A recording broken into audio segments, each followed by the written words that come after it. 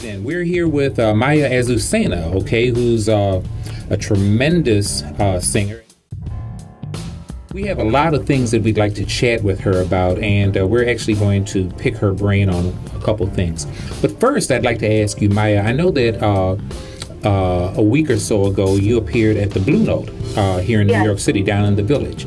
And so, how was that performance? Well, it was, for me, it was very very transcendent kind of a night. It was a really, really, really great night. The performance, like the band itself, was sounding, amazing. We really, keep trying to push ourselves to, our own next level. And then our audience was incredible. I mean, we had a sold-out crowd, and we really had a just very, very, loving, attentive, awesome audience, which makes the whole experience, just a fantastic one. It was great. We meaning myself and my audience, as they've reported to me, were on a high for days after that show. Well, I'll tell you what, okay, one of the things about the Blue Note is that the audience, the tables are such that the audience is really packed in together. And so that can hurt you or it can help you. If the audience is not feeling you, you'll know it right away because they're packed in and they're uncomfortable. On the other hand, if they like what you're doing. Girl, so I know sitting in those seats, it is, trust me, if the music is not keeping me there, I'm keeping it moving. Absolutely. Now, I know that you have a new record, and I want to try to talk to you a little bit about that. But before I do, I kind of want to touch on some of the stuff that you've done in the past. I know back several years ago, you released an album called Maya Who, and this was like an independent recording. And from what I understand, you actually had Neil Evans of Soul Live, who's actually from my hometown. And one of the people. He was a guest on one of my songs. He did a really fantastic B3 solo over the song "Still Searching." Let me also ask you. You released another a single back maybe 5 years ago called "Make It Happen," and that did very, very well on the dance charts on Billboard. Yeah, it was number 3 on Billboard, hot club dance, some kind of dance category. And that was a sleeper for me because, I was focusing on my band effort.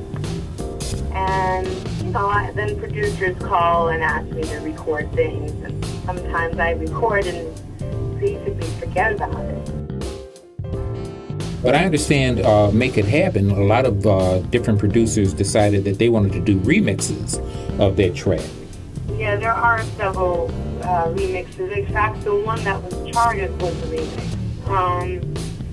That's why it surprised me, because we recorded a version and I didn't realize that the songwriter, that's one of the very few songs I recorded that I did not write myself.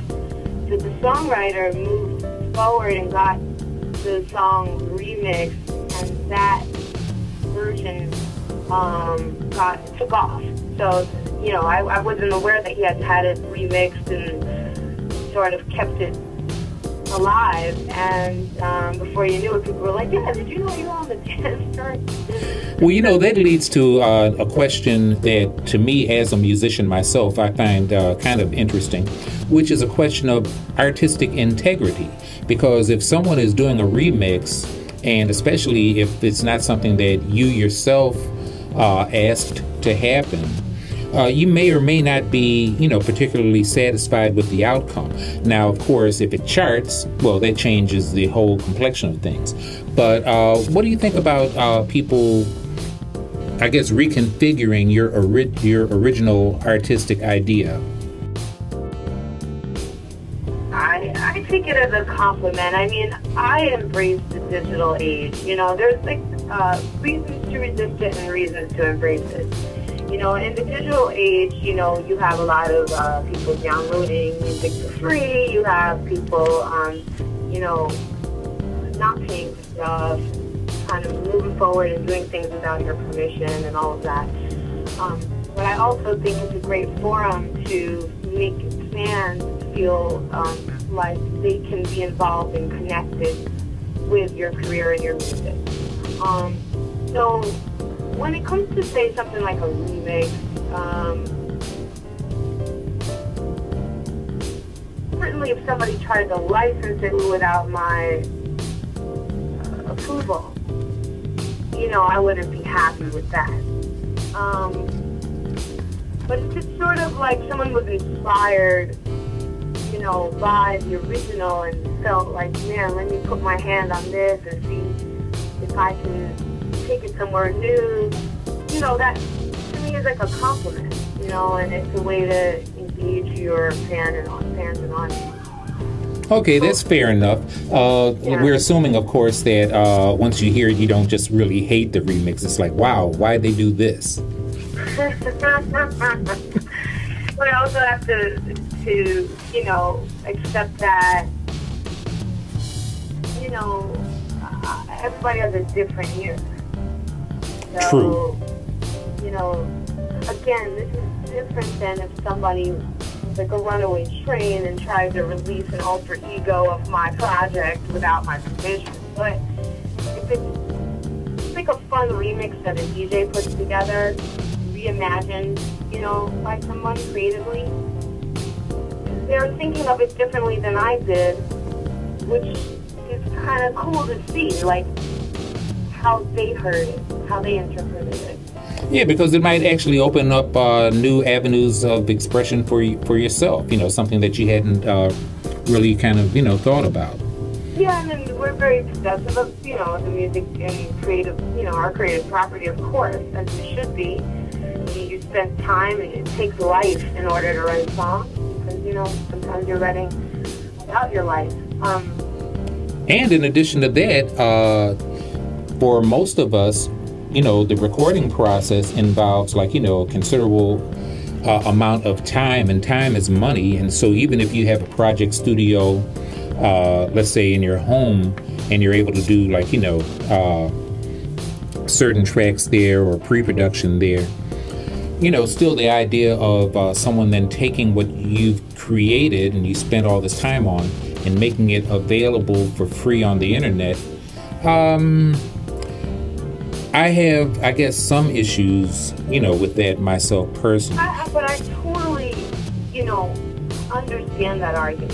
The thing is that I've been an indie artist for a long time, and I've never assumed that I was going, and maybe I take this cue from jazz musicians. Jazz musicians not assume that they're going to make a living off of selling CDs. True. You know, jazz cats, they assume that they're going to make their living by working, by playing, by getting out there and performing.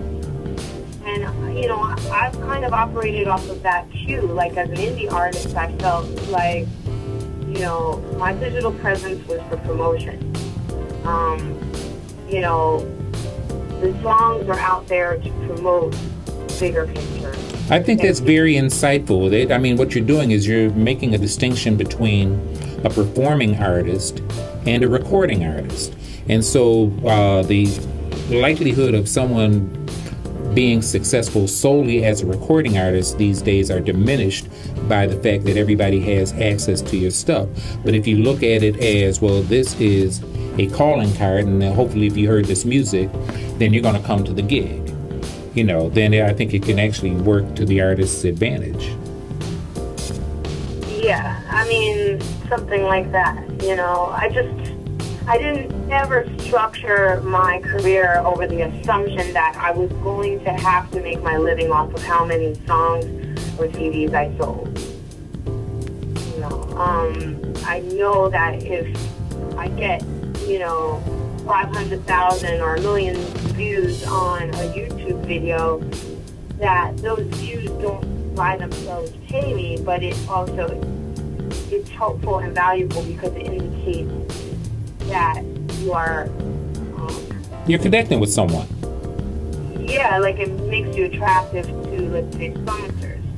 Now, I kind of want to go in a slightly different, actually not slightly, a totally different direction, okay?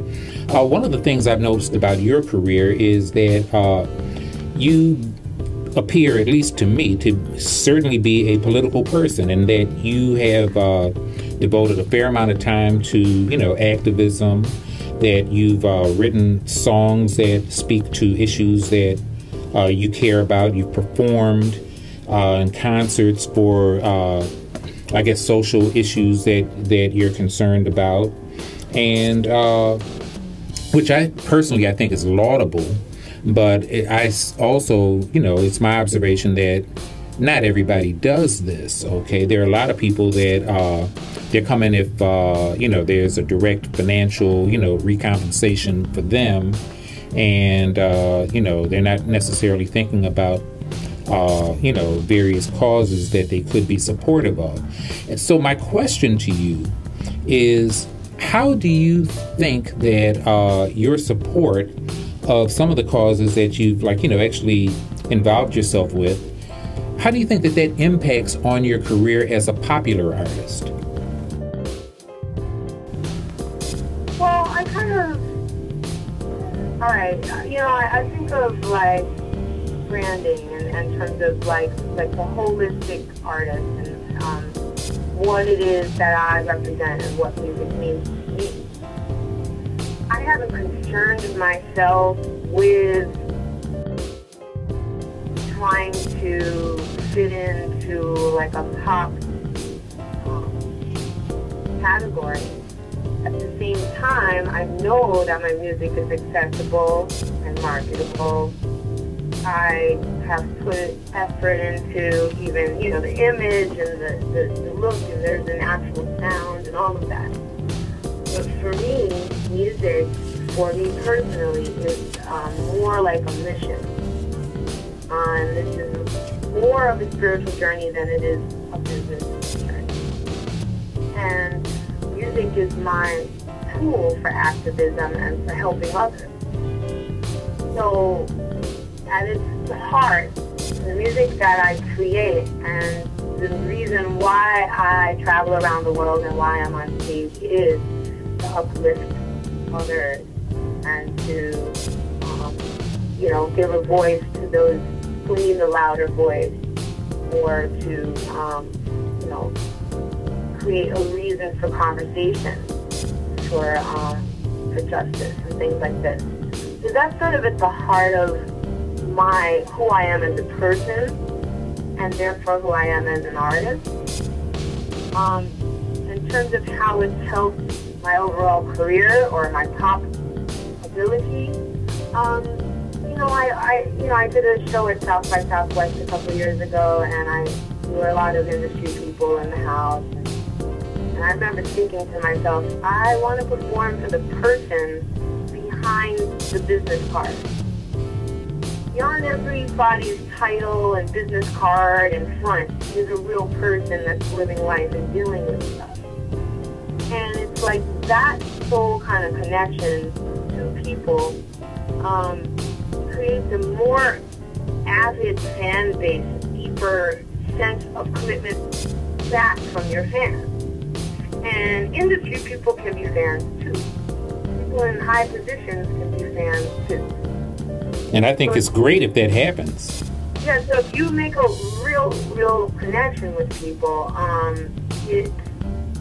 yes, you have to check in the box of, yes, the sound is you know, effective, yes, it's marketable, yes, this is an artist that spent the time to develop. All these things have checks. Then there's another check, which is, and this actually moves me, it makes me want to be behind it, it makes me want to be a part of it. And that's inspiration.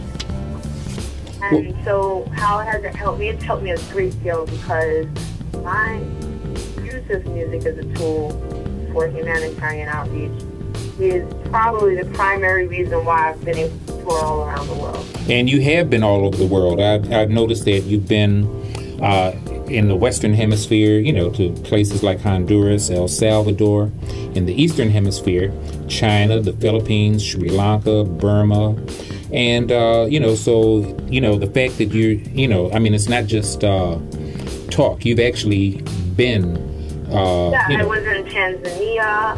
When I went to Tanzania, this was the second time. The first time we were there, I was collaborating with Tanzanian artists in a cross-cultural project to write songs to support better maternal health. And this last time that I went to Tanzania, I was brought out to do a concert in support of an abuse and rape crisis center in Arusha, near Mount Kilimanjaro. I'm right now, before we got on the phone, I've been working on conversations I was invited to Russia, coming up this fall, by the U.S. Embassy in Moscow. Wow. We'll do workshops as well as concerts there, So it's very integrated. I do not have I don't have the cookie cutter template from what I do. What I do is kind of a little bit unusual. Well, I would say that it appears, at least to me, that you are making your own path, okay? And I think that that's probably one of the most important things that an artist can do. One thing that I do want to touch upon in the limited amount of time that we have left is I know you have a new record out, okay? And it's called Cry Love. And this is on your own label now, right? Cry Love is still an independent release, distributed via a label called Half Note Records. And is that the jazz record label, Half Note? Yeah, can you believe it? Yeah, well, good for you. But they so that's why we use the imprint Azucena song to kind of, identify it like as something that I would be marketing and working the project, basically myself. Well, how's your third record? This is your third record, right? This is my third official release, yes. Okay, well, how, in your mind, does this differ from your previous releases? This, to me, is the CD that I had wanted to make from the beginning. How so? How so? Yes. Well, you see, Maya Who, which I think was a great effort as a first release, was kind of mixed in a way that was very clean sounding, and it sort of took the actual raw energy, it deflated the actual raw energy that I have. Okay. So a person that would see me live and would get the CD would be like, wow, like... Where did she go? Yeah, okay, exactly. This... So I was like, it's adequate, and I think, as far as the first release goes, it's like it was professionally done, but it was lacking, it was missing something. So this is, along the way, I learned, how to get what I hear, into a recording, Now, the second project, Junkyard Jewel, was very much more on a raw side, but it was an acoustic CD. And the reason for that was twofold. One was that an acoustic CD I thought would be a good kind of project that I could release quickly, put into the market, and kind of keep momentum while I finished Cry Love. So Cry Love has always been sort of like on deck. It's like working on that great novel, and but you put out some short stories and articles in between just to kind of keep the flow. Yeah.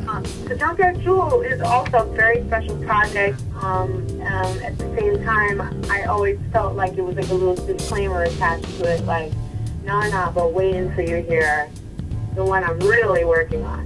The Cry Love, to me, finally landed where I feel it really, really allows people to hear, like, who I am as a songwriter, really has energy that represents my sound, and it's just something I'm really proud of. Well, I think that your audience, certainly enjoys it, and I think that hopefully, you know, other people will discover you and your talents, okay, because you're very talented as a consequence of that. I guess my last question for you is, what's next for Maya? Well, I'm always recording, so I have, I'm working on a single, for example, that will be promoting in September. I'll definitely tell you all about it. Going to be developing more music videos around Cry Love and sort of kind of individually working with the songs around the video project. And just sort of increasing, you know, what I do to the next level. I'm going to be touring a lot more this year, and also getting involved in some things like motivational speaking, and, you know, I mentor teenagers and things like that. So kind of just increasing like what I do, but taking that to a larger level. Well, I personally believe that whatever you put into the universe, you can expect to get back. And so you're certainly putting a lot of positive energy into the universe. And so from where I sit, you should have great expectations of seeing a return on that investment. Thank you so much. Thank you for sharing your time with us. Once again, ladies and gentlemen, on X2theL, this is Maya Azucena. Thanks for having me, and thank you all for tuning in. I so appreciate you and hope to see you soon.